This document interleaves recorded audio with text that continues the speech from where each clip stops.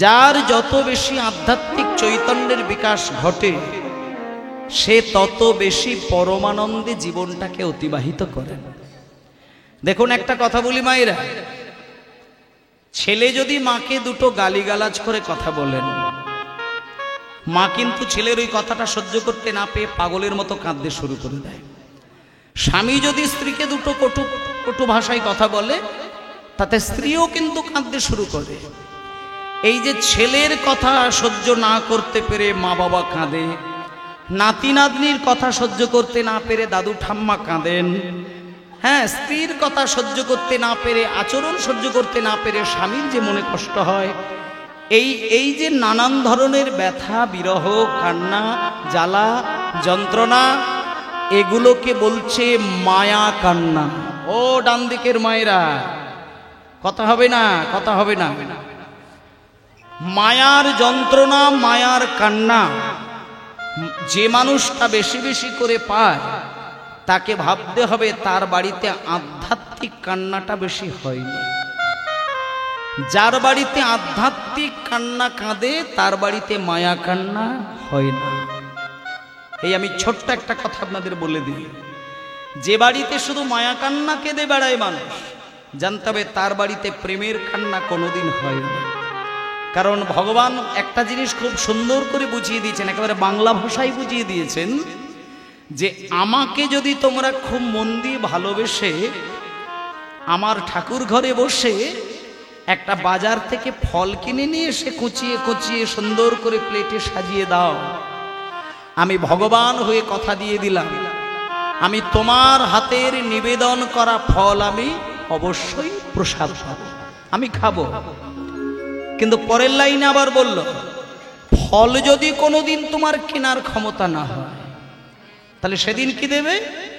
সেদিন ভগবানই বলে দিলেন, ফল যদি তোমার কোনোদিন কেনার ক্ষমতায় না কুলায় সেদিন তোমাকে চিন্তা করতে হবে না, বাগানে যাবে, গাছ থেকে একটা ফুল তুলে নেবে, সেই ফুলটা আমার চরণের মধ্যে রাখবে, আর সেদিন শুধু হাত জোড় করে আমার কাছে বলবে, ঠাকুর আজ আমি তোমাকে কিছুই দিতে পারি না, শুধু গাছ থেকে আমি দুটো ফুল তুলে নিয়ে তোমার চরণটাকে সাজিয়ে দিলাম, তুমি আজকের অন্তত আমার ফুলটুকু অন্তত গ্রহণ করো। ভগবান পরিষ্কার বলে দিলেন, যারা ফল দিতে না পেরে প্রেম ভরে, অনুরাগ ভরে, ভক্তি মাখিয়ে একটা যদি বনের ফুল তুলে নিয়ে আমার চরণে দেয়, আমি কথা দিলাম তার হাতের নিবেদন করা ফুল আমি হাত বাড়িয়ে মুখে তুলি। ভগবানকে যারা চিনতে পেরেছে তারা ভগবানের জন্য বেশি দুশ্চিন্তা করেন না। শোনেন, ঈশ্বর বলে দিয়েছে যে যারা ফল দিয়ে সেবা দেয় আমি তার হাতের ফল খাই, যারা ফল দিতে না পেরে ফুল দিয়ে আমার চরণ সাজিয়ে দেয় আমি তার হাতের সাজানো ফুল মুখে তুলে দিই, আর ফুলটুকুও যদি গাছে কোনোদিন না পায় তাতেও চিন্তা করতে লাগে না, দুটো পাতা তুলে নিয়ে যদি আমার চরণে বসিয়ে বলে, ঠাকুর আজকে আমি ফলও দিতে পারিনি আর তোমার চরণে আমি ফুলও দিতে পারি না, দুটো তুলসী পত্র তোমার চরণ স্পর্শ করে দিলাম, আমি কথা দিলাম তার হাতের সেই নিবেদন করা তুলসী পাতাও চিবিয়ে চিবিয়ে খায়। কত বড় দয়াময়। আবার 4 নম্বরে একটা কথা বললেন, কেউ যদি পাতাও দিতে না পারে, ফলও দিতে না পারে, ফুলও দিতে না পারে, কিছুই যদি হাতের কাছে না পায়, শুধু মন্দিরের দরজাটা খুলে আমার কাছে বসে শুধু যদি হাত জোড় করে বলে, ঠাকুর আজ আমি তোমাকে কিছুই দিতে পারলাম না, শুধু আমি বুক চাপড়ে দুফোঁটা নয়নের জলে শুধু তোমার চরণ সেবা করব, আমি কথা দিলাম সারাটা জীবনের জন্য আমি ভগবান হয়ে আমি তার কাছে বাঁধা পড়ে গেলাম, কিছু দিতে লাগবে না। ভগবান গৌরহরি বলেছে আমাকে কিচ্ছু দিতে হয় না, চোখের জলে কেউ যদি আমার চরণে সেবা দেয় আমি কোনো দিন তার কোল ছাড়া হই না। ও মায়েরা, ভগবান 4টে জায়গায় থাকেন, কলিযুগের ভগবান 4টে জায়গায় সদায় সর্বদাই বসে থাকেন। সেই 4টে জায়গা কি কি? শ্রীবাস অঙ্গনে, রাঘব ভবনে, নিতাই নর্তনে, আর শচী মায়ের রন্ধনে। এই চারটে জায়গায় গৌর হরি কোনদিন সেইখান থেকে বেরিয়ে যায় না। বলছে শ্রীবাস অঙ্গ, শ্রীবাসের ঘরে গৌর হরি আগেও গান গেয়েছে, এখনো গান গাইছে। শুধু তুমি দেখার মতো নয়নটা তৈরি করতে পারো না বলে সেখানে গেলে তুমি দেখতে পাও না, আর শোনার মতন তুমি কান তৈরি করো না বলে এখনো গেলে তার কণ্ঠ তুমি শুনতে পাও না। যারা যোগী, যারা মুনি, যারা ঋষি, যারা সাধক, তারা তপস্যার দ্বারা, সাধনার দ্বারা চোখ বন্ধ করলে এখনো শ্রীবাসের ঘরে সেই গৌর হরির কীর্তন শুনতে পায়। এখনো বৃন্দাবনে গেলে রাধারানীর নূপুরের শব্দ শোনা যায়, এখনো বৃন্দাবনে গেলে কৃষ্ণের বাঁশি শোনা যায়। শুধু শোনার মতো কান না থাকলে শুনতে পায় না। তাই বলছে শ্রীবাস অঙ্গন আর রাঘব ভবন। রাঘবের বোনের নাম হলো দময়ন্তী, তিনি গৌর হরিকে সন্তান জ্ঞানে সেবা দিতেন। তাহলে 1 নম্বর হচ্ছে শ্রীবাস অঙ্গন, 2 নম্বর হচ্ছে রাঘব ভবন, 3 নম্বর হচ্ছে নিতাই নর্তন। যেখানে নিত্যানন্দের সেবা চলে গৌর হরি তার কাছে এসে ঢলে পড়ে। তোমাকে গৌরকে ডাকতে লাগে না, তুমি শুধু নিতাইকে যদি একবার ঘরে বাঁধতে পারো, যদি নিতাই চরণ ধরে টানাটানি করে তোমার ঘরে একবার নিতাইকে বসিয়ে রাখতে পারো, গৌরকে ডাকতে হবে না, গৌর ছুটে এসে নিতাইয়ের পাছে ঢলে পড়ে। কারণ যেখানে নিত্যানন্দের নৃত্য হয় সেখানে আমার গৌর হরি এসে বাহু তুলে নাচতে শুরু করে। আর 4 নম্বর হচ্ছে শচীর রন্ধন। এইটা আপনাদের কাছে খুব গুরুত্বপূর্ণ জায়গা। এই 4 নম্বর পয়েন্টটি আপনাদের কাছে খুব গুরুত্ব, কারণ শচী মায়ের রন্ধনশালায় গৌর হরি ওত পেতে বসে থাকে। এখানে শচী মাকে দেখুন, শচী মা আলাদা করে সেই নিমাইয়ের মায়ের কথা বলছে না। আপনি যদি লালটু পল্টুর মাও হয়ে থাকেন, আপনি যদি তাপস বিমলের মাও হয়ে থাকেন, আপনি যদি কোনোদিন হাগৌর বলে কাঁদতে গিয়ে কোনোদিন হাত বাড়িয়ে গৌর হরির চরণে সেবা দিয়ে দেন, সেদিন যদি গৌর আপনার হাতের সেবাটা গ্রহণ করে, জানতে হবে ওই দিন থেকে আপনি শচীমা হয়ে গেলেন। শচী মায়ের হাতে লাউয়ের পায়েস খেতে গৌর হরি এত পছন্দ করে, কেউ যদি লাউয়ের পায়েস বানিয়ে নিয়ে হাগৌর বলে কাঁদতে কাঁদতে গৌর হরির নাম ধরে সেবা দেয়, সেই দিন থেকে সেই মা গৌর হরির মা হয়ে যায়, তার কোল ছাড়া করে না। তাই ভক্তমণ্ডলী মায়েরা, আজকে সেই গৌরাঙ্গ আমাদের কলিযুগে জন্ম নিয়ে, শচী মায়ের সন্তান রূপে জন্ম নিয়ে সারা বাঙালিদেরকে উদ্ধার করার জন্য নদিয়ার বুকে জন্ম নিয়েছিলেন, যার নাম হলো শ্রী কৃষ্ণ চৈতন্য মহাপ্রভু। আপনাকে মা কালীর পুজো করতে হবে না, আপনাকে দুর্গা পুজো করতে হবে না, আপনাকে কৃষ্ণের পুজো করতে হবে না, আপনাকে রাধারানী বলে কাঁদতে হবে না। শুধু তুমি গৌর বলে কাঁদো, গৌরাঙ্গের মধ্যে 33 কোটি দেবতাকেই তুমি দেখতে পাবে। তুমি যে বিদ্যার দেবী, বুদ্ধির দেবী সরস্বতীর কথা চিন্তা করছো, তিনি গৌরের সেবা করেন। তুমি যে মা লক্ষ্মী দেবীর কথা বলছো, তিনি গৌর হরির পদ সেবা করেন। অতএব গৌরকে সেবা করা মানে তুমি বিশ্ব ব্রহ্মাণ্ডের মালিকের সেবা করে ফেললে। তাই আজকে সবাই মিলে সেই গৌর হরির কথা শুনতে শুনতে চলে যাই একবার সেই জায়গায় যেখানে গৌর হরি ভক্তদেরকে সঙ্গে নিয়ে প্রেমানন্দে মেতে হরি বলো, হরি নামের বন্যা যে এলো, প্রেমানন্দে মেতে হরি বলো, হরি নামের বন্যা যে এলো। ও প্রেমানন্দে মেতে হরি বলো, হরি নামের বন্যা যে এলো। প্রেমানন্দে মেতে হরি বলো, হরি নামের বন্যা যে এলো। প্রেমানন্দে মেতে হরি বলো, হরি নামের বন্যা যে গেলো। প্রেমানন্দে মেতে হরি বলো, হরি নামে বন্যা যে এলো।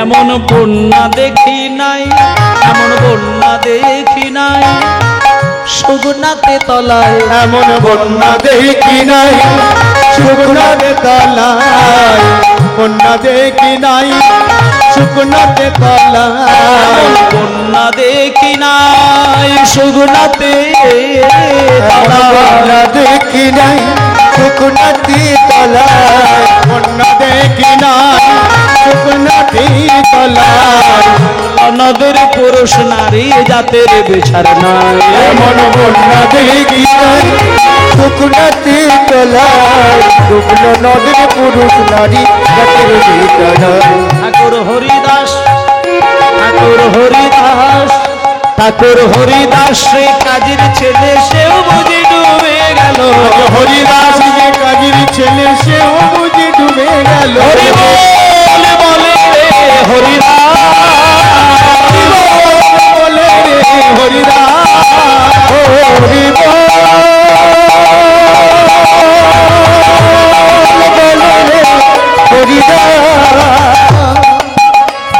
হরিদাসকে সঙ্গে লয়ে সবুজ ডুবে গেল হরিদাস সে কাজীর ছেলে হরিদাস কাজীর ছেলে হরিদাস সে কাজীর ছেলে কোন কাজীর ছেলে দাঁড়াও একটুখানি বলে দিই ঠাকুর হরিদাস হচ্ছে কাজীর ছেলে হরিদাস সম্পর্কে দুটো মত আছে একটুখানি আপনাদের এগুলো একটু জানার দরকার আছে অবশ্য হরিদাস সম্পর্কে দুটো মত মায়েরা শুনে নেন কেউ বলেছেন হরিদাস ব্রাহ্মণ ফ্যামিলিতে জন্ম নিয়েছিলেন আর মুসলমানের ঘরে প্রতিপালিত হয়েছিলেন আবার কেউ কেউ বলে যে না উনি মুসলমানের ঘরেই জন্ম নিয়েছিলেন মুসলমানের অন্নে প্রতিপালিত হয়েছিলেন এবং দুটো বিষয়েই কিন্তু প্রমাণ আছে যারা বলেছেন মুসলমানের ঘরে জন্ম তাদের বিচারে বাবার নাম হচ্ছে হাসান কাজী মায়ের নাম আমিনা বিবি আর যারা বলেছেন ব্রাহ্মণ ঘরে জন্ম তাদের ভাষায় দিয়েছেন পিতার নাম মনোহর চক্রবর্তী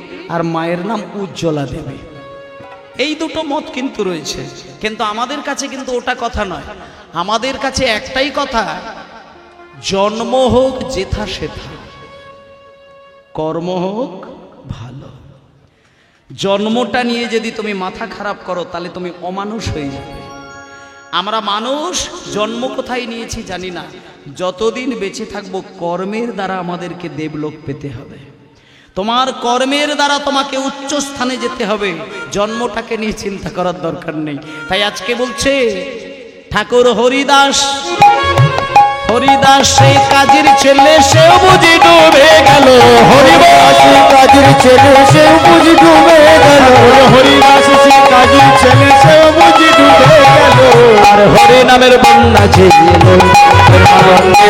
হরি বলো হরি নামে বন্যা জেগে গেল হরি বলো হরি নামে বন্যা দিল প্রেমানন্দে মেতে হরি বলো হরি নামে বন্যা দিল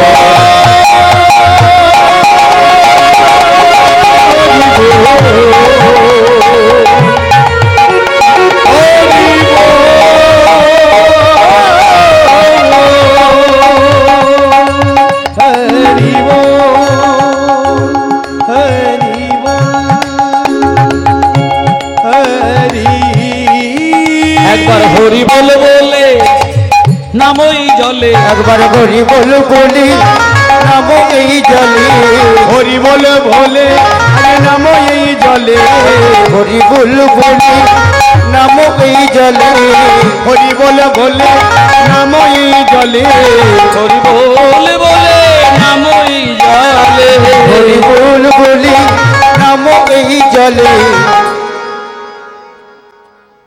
ডুববে যে জন পাবে রতন সন্তোষ তাই বলে হরি বল একবার হরি বল বলি নাম এই জলে হরি বল বলে নামই জলে হরি বল বলে নাম এই জলে ডুববে যে জন পাবে রতন সন্তোষ তাই বলে আর ডুববে যে জন পাবে রতন তাই বলে আর ডোবার মতন আবার ডোবার মতন আবার ডোবার মতন ডোবার মতন আবার ডোবার মতন ডোবার মতন যে ডুবেছে সেই ডুবে রতন পেল ডোবার মতন হরি বল বলে রে ডোবার মতন হরি বল বলে রে ডোবার মতন ডোবার মতন যে ডুবেছে সেই ডুবে রতন পেল ডোবার মতন যে ডুবেছে সেই বুঝি রতন পেল আর হরি নামের বন্যা যে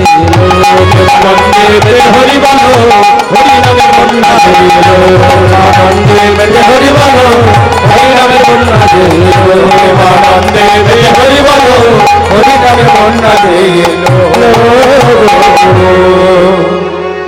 গুরু নিতাই গৌর প্রেমানন্দে হরি বল হরি বল হরি বল হরি বল। আজকে হরি নামের বন্যায় এসেছে, এটা তো আপনারা পরিষ্কার হয়ে গেছেন। হরিনামের বন্যায় যদি কেউ ভেসে যায়, সেখানে কোনো জাতের কোনো ভেদাভেদ থাকে কি? বন্যার জলে যখন হাবুডুবু খায়, সেখানে ব্রাহ্মণের ছেলে আর চণ্ডালের ছেলে এগুলোকে বিচার করে বন্যার জল টেনে নেয়? কে উঁচু জাত আর কে নিচু জাত, কে মূর্খ কে পণ্ডিত, কে ধনী কে দরিদ্র, এ বাছাবাছি কিন্তু প্রেমের বন্যায় থাকে না। আর আজকে কিন্তু তারই প্রমাণ দেখুন, আপনারা কিন্তু ডুবে গেছেন। আজকে শুধু নয়, গতকাল থেকেই ডুব দিয়েছেন। হোমায়েরা চলেন, এইবার আমরা এমন একজন ভক্তের ঘটনা শুনব, যে ভক্তের মাধ্যম দিয়ে আমরা জানতে পারবো এই কীর্তন জগতের মূল স্রষ্টা, মানে কার হাত দিয়ে আমরা কীর্তন রসের অমৃতের কলসিটা পেলাম, কার দ্বারা আমরা এত সুন্দর মধুর কীর্তন গানের সন্ধান পেলাম, সেটা আমরা জানতে পারবো। যেমন আপনাদেরকে যদি আমি প্রশ্ন করি, মায়েরা মায়েরা একদম অস্থির নয়, মায়েরা অস্থির নয়, ও মা অস্থির নয়, অস্থির নয়, আস্তে, বেশি হই হই করলে হবে না। পিছনের মা বাবার কত স্থির হয়ে কীর্তন শুনছে। সামনে বসতে গেলে সামনের মর্যাদা দিতে হয়, তাই না? সামনের টেবিলে কোন স্টুডেন্ট বসে? পিছনের বেঞ্চে তো দুষ্টু মানুষগুলো বসে, সামনে কারা বসে? যারা ফার্স্ট সেকেন্ড হয় তারা তো বসবে। আর আপনারা প্রথম বেঞ্চে বসেছেন, আর আপনাই যদি ইড়িং বিড়িং করেন তাহলে কি হয়? আপনারা সামনে বসেছেন মানে আপনাদেরকে দেখে আমার গান বাজনা হবে। কীর্তন গান আর ফাংশনের স্টেজ দুটোর মধ্যে পার্থক্য কোথায় জানেন? শোনো, কীর্তন গানে সামনে বসে ভক্তরা, আর ফাংশনের ক্ষেত্রে যারা মদমাতাল তারা সামনে বসে, যারা সঠিক গান শুনবে তারা পিছনে বসবে, কারণ ওরাও স্টেজের সামনে নাচানাচি করবে। আর কীর্তনের ক্ষেত্রে উল্টো, কীর্তনে যারা গভীর ভক্ত তারা সামনে বসবে, তাদের আবেগ নিয়ে কীর্তনিয়া গান গাইবে। এই যে আমি গান গাইছি, সামনে যদি 50টা ভক্ত থাকে, তাদের চোখে জল দেখলেই কীর্তনিয়া পাগল হয়ে যাবে। আর সামনে যদি অভক্ত থাকে, একটা বিড়ি টান মেরে দিল, একটা ধোঁয়ার গোল্লা ছড়ে দিল, আমার ভাব চটকে 44 হয়ে যাবে। আচ্ছা, আমি এরকম কীর্তন গাইতে গেছিলাম এক জায়গায়, জানেন কি সুন্দর কীর্তনের পরিবেশ। এক বয়স্ক বাবা দেখি সামনে বসে কীর্তন শুনছে। আমি ভাবলাম যাক বাবা খুব ভালো। সেবাটা কিছুক্ষণ পরে দেখি আবার নিচু করে প্রকাশ করে একটা বিড়ি ধরিয়ে নিল। তা ধরিয়েছে গোপনে গোপনে খাচ্ছে। তার মাঝখানে একটা টেনে টান মেরে দিল, দিলে দেখি একটা মুখটা হাঁ করে একটা ধোঁয়ার গোল্লা, সে ওপর দিকে রিং হয়ে হয়ে ঘুরে ঘুরে যাচ্ছে। আরে সর্বনাশ, কোথায় কীর্তন গাইতে এসেছি? মানে এইরকম অভক্তের পাল্লায় যদি কীর্তন গাওয়া যায়, সে যে কি মাথা খারাপ হয়ে যায়।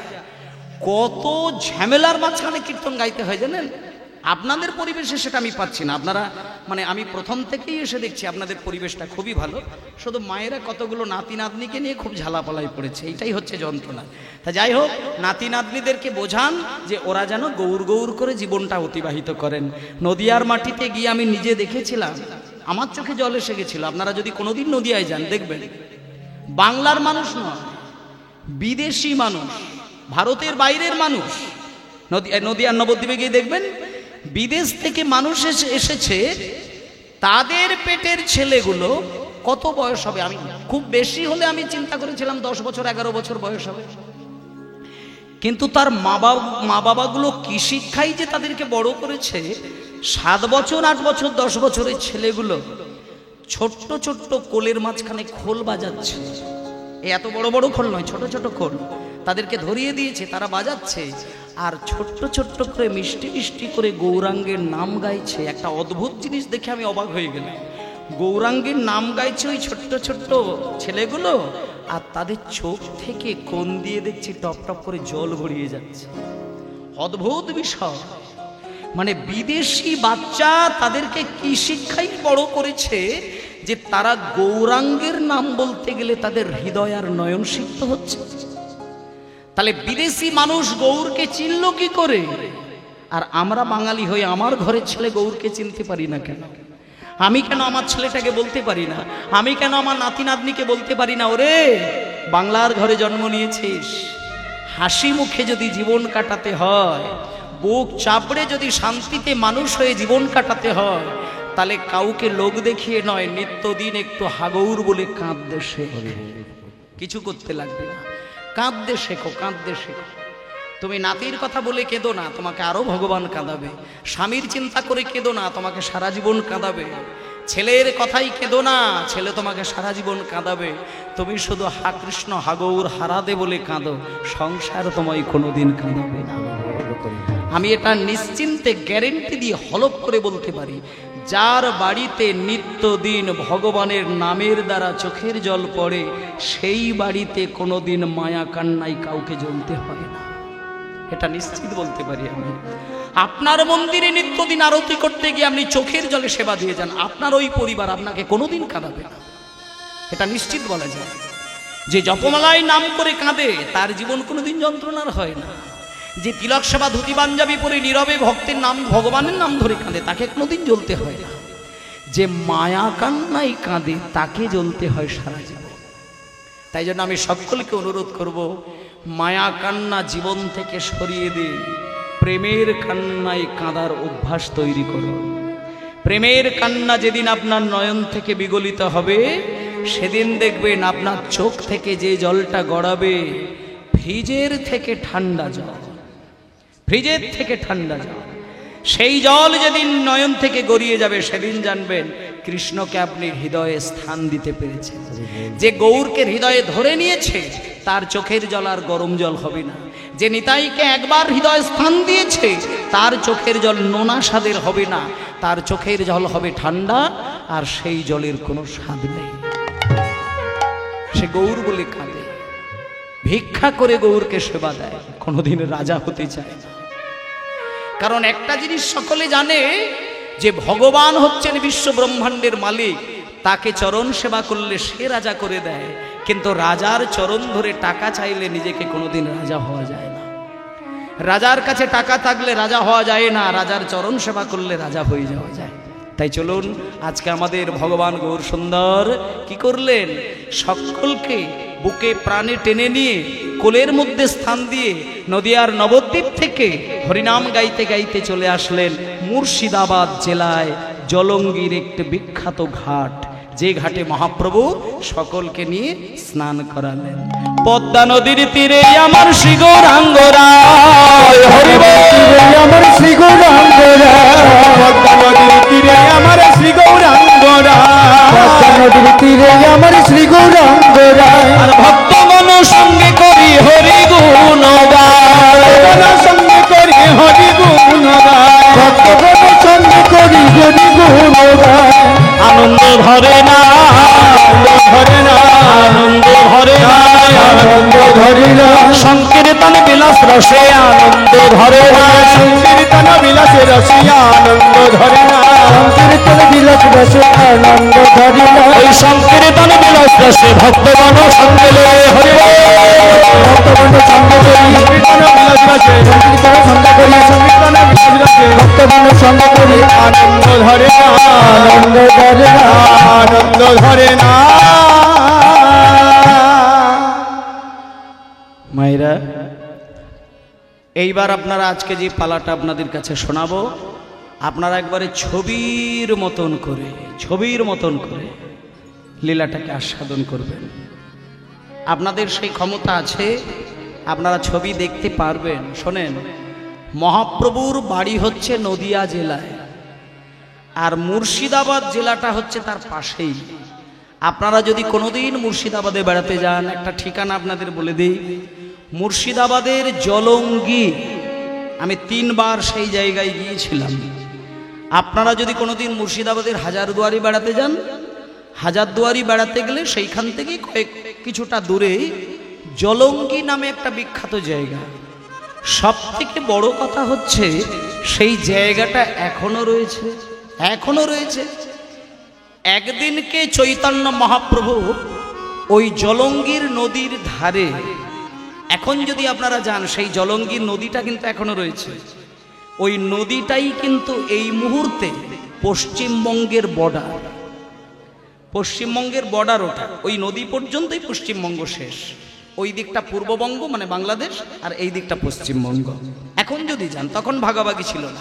শোনেন, একদিনকে মহাপ্রভু কয়েকজন ভক্তকে সাথে নিয়ে একটা দৃঢ় সংকল্প করে নিয়েছিলেন যে ওরে, আজকে আমি সুরধনী গঙ্গার নদীতে স্নান করব না, আজকে তোদেরকে সঙ্গে নিয়ে একটুখানি মুর্শিদাবাদের জলঙ্গিতে গিয়ে পদ্মা নদীর জলে প্রাণ ভরে একটু স্নান করব।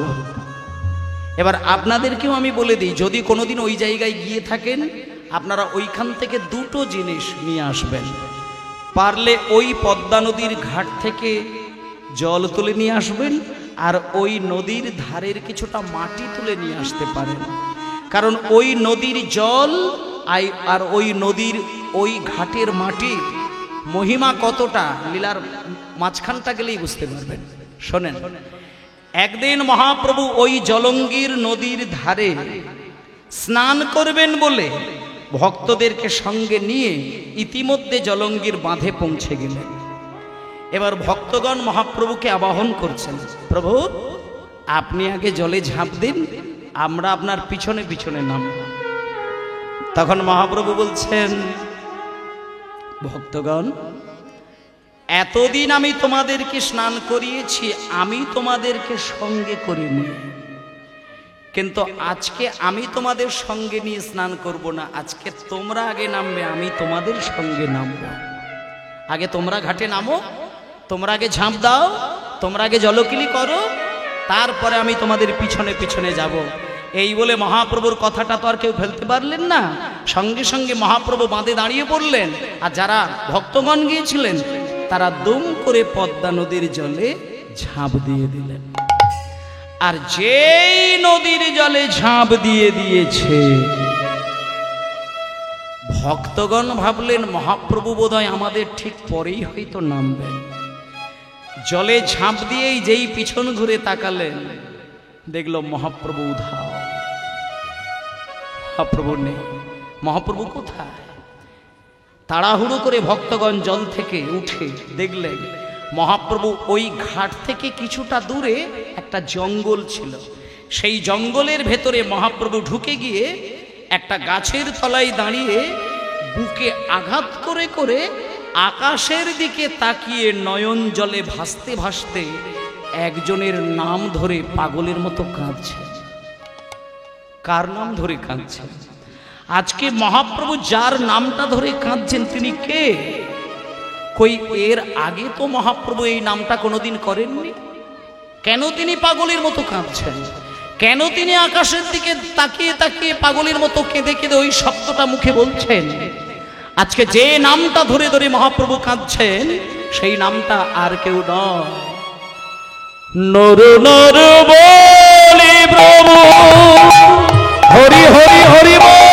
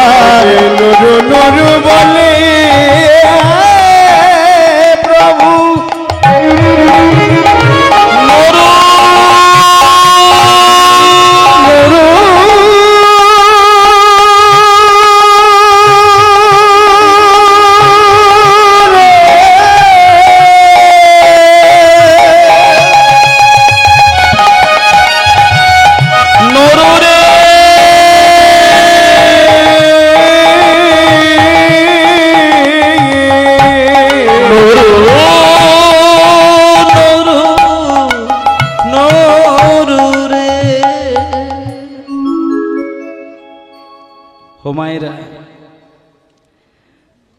মহাপ্রভুর নরু নরু আর নরু। এই নরু নরু শব্দটা যখন মহাপ্রভু বারবার বারবার বারবার উচ্চারণ করছে, ভক্তগণ শুনতে পেয়ে কথাটা চেপে থাকলো না। মহাপ্রভুর সামনে গিয়ে হাত জোড় করে বললেন, প্রভু প্রভু, আপনার সঙ্গে আমরা যারা আজকে হরিনাম গাইতে গাইতে এলাম, পদ্মা নদীর জলে স্নান করব বলে, কই এখানে আমরা আজকে যারা যারা দাঁড়িয়ে রয়েছি এদের মধ্যে কারোর নাম তো নরু নয়। আপনি নরু নরু বলে কাকে ডাকছেন? তাছাড়া এতদিন আপনার সঙ্গে হরিনাম গাইছে, কই কোনোদিন তো নরু নামটা আপনি মুখে বলেননি। আচ্ছা প্রভু, আপনি আকাশের দিকে তাকিয়ে রয়েছেন আর দুহাত দিয়ে বুক ঝাপটে পড়ে কাঁদছেন, আর মুখে শুধু নরু নরু বলছেন। নরুটা কে প্রভু? নরু কে? নরু কে? মহাপ্রভু তখন চোখের জলটা মুছলেন। চোখের জলটা মুছেই হাত জোড় করে বললেন, ওগো ভক্তগণ, আজকে আমি নরু নরু বলে যাকে আমি ডাকছি তার এখনো জন্ম হয়। আস্তে, ও সামনে ইলবিল করলে কি করে হবে গো?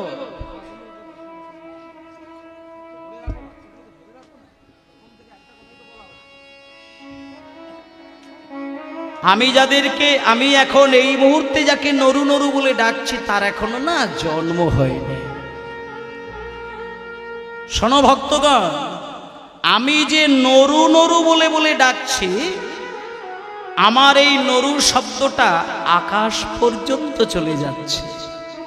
আমার এই ডাক শুনে একজন পৃথিবীতে তাড়াতাড়ি নেমে আসবে।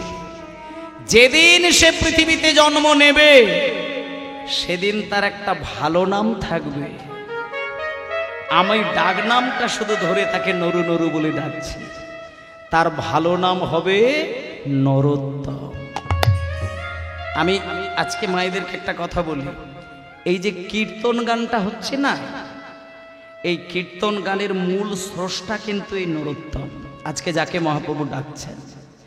যেমন কৃষ্ণের মা হচ্ছে যশোদা দেবী, আবার কেউ বলে দেবকী, কিন্তু কে যে আসলে কৃষ্ণের মা সেই বিভেদ জ্ঞানটা সকলের নেই। শোনেন, কৃষ্ণ কিন্তু জন্ম নিয়েছিলেন দেবকীর গর্ভে, কিন্তু যেদিনকে মায়ের পরীক্ষা হলো সেদিন কিন্তু দেবকী কিন্তু মা হতে পারল না।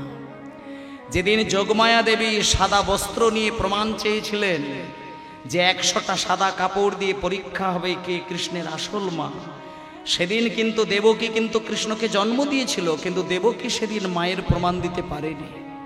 সেদিন যশোদা হয়েছিল জগতের মাটিতে কৃষ্ণের মা।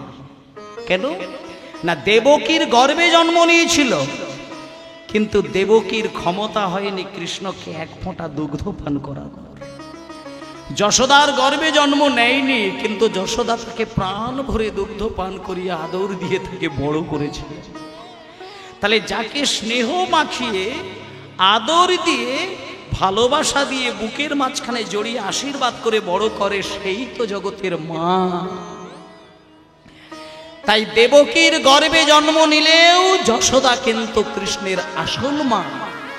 তেমনি ভাবে এই কীর্তনের মূল স্রষ্টা হচ্ছেন চৈতন্য দেব, কিন্তু কীর্তনকে আসল রূপদান করে সারা পৃথিবীতে প্রচার করেছিলেন তিনি কিন্তু চৈতন্য দেব নন, তিনি হচ্ছেন আজকের এই নরু। নরু যদি না আসতো এই কীর্তন গান বাংলায় থাকতো না। আজকে আমি কীর্তন শুনছি, এই যে কথাটা বলছি সেটা নরু এসেছিলেন বলে। যদি বলেন কি করে হলো, এই লীলাটা শুনলেই বুঝতে পারবেন কীর্তন গান জগতে কেন প্রচার হলো, কেন আজকে কীর্তন গানের এত হুড়োহুড়ি। সেটা নরোত্তম দাসের কাহিনীটা শুনে যান, শুনুন, খুব ধ্যান দিয়ে মন দিয়ে কথাগুলো শুনবেন। এমনভাবে আজকে পালাটা আপনাদের কাছে পরিবেশন করব, আমি এইটুকু অন্তত বলতে পারবো, গল্পের মতন করে পালার সম্পূর্ণ কাহিনীটা কিন্তু আপনাদের মেমোরিতে ধরে যাবে। কালকে বসে বসে আপনি গল্পের মতন করে এই সম্পূর্ণ লীলাটা আপনি বলে দিতে পারবেন, এমনভাবে পরিবেশন করব। শোনেন, আজকে চৈতন্যদেব ভক্তদের বললেন যে ওগো, আমি যাকে নরু নরু বলে ডাকছি না, তার এখনো জন্ম হয়নি, আমি তাকে আহ্বান করে যাচ্ছি যাতে সে আমার ডাক শুনে খুব শীঘ্রই পৃথিবীতে নেমে আসে। সেদিন যেদিন তার পৃথিবীতে জন্ম নেবে সবাই তাকে নরোত্তম বলবে, তার ডাক নামটা থাকবে নরু। মহাপ্রভু এই কথাটা বুঝিয়ে দেওয়ার পরে বলছেন, হে ভক্তগণ, তোমরা একটা কাজ করো বাবা, আজকে তোমাদের যদি স্নান টান হয়ে যায় তোমরা একটু বাঁধের ওপরে উঠে দাঁড়াও, আজকে আমি একা একা পদ্মা নদীর জলে স্নান করব। মহাপ্রভু আজকে পদ্মা নদীর জলে স্নান করছেন, কেমন কৌশলে কেমন ভাবে স্নান করছেন মায়ের একটু মন দিয়ে দেখবেন। আমরা যখন জলে স্নান করি টপ করে ডুব দিয়ে দিই, গা হাত পরিষ্কার করে জল থেকে উঠে যায়, কিন্তু মহাপ্রভুর আজকে পদ্মা নদীর জলের স্নানের যে ভাবধারাটা সেটা আজকে দেখো, এক পা করে চোখ বন্ধ করে পদ্মা নদীর জলে ক্রমশ নামছেন। জলে নামতে নামতে নামতে নামতে কিছুটা দূরে যখন গেল, নদীর জলের সমতলটা যখন নাভি সমান হয়ে গেল, আর কিন্তু নামলেন না। নাভি সমান জলে দাঁড়িয়ে মহাপ্রভু হাত জোড় করে নদীর সঙ্গে কথা বলছেন। একটা নদীর জলে দাঁড়িয়ে নদীকে উদ্দেশ্য করে নদীর দিকে তাকিয়ে কোনো কথা যদি নদীকে ছুঁড়ে দেয়, নদী কি সেই কথা শোনে নাকি নদী কোনো প্রতি উত্তর দেয়? তার সত্য প্রমাণ আজকে দেখুন মহাপ্রভুকে। মহাপ্রভুই আমার কেঁদে কেঁদে বলে, হয়ে আমার পদ্মা নদী, ওহে আমার পদ্মা নদী, এই যে আমি তোমার জলে দাঁড়িয়ে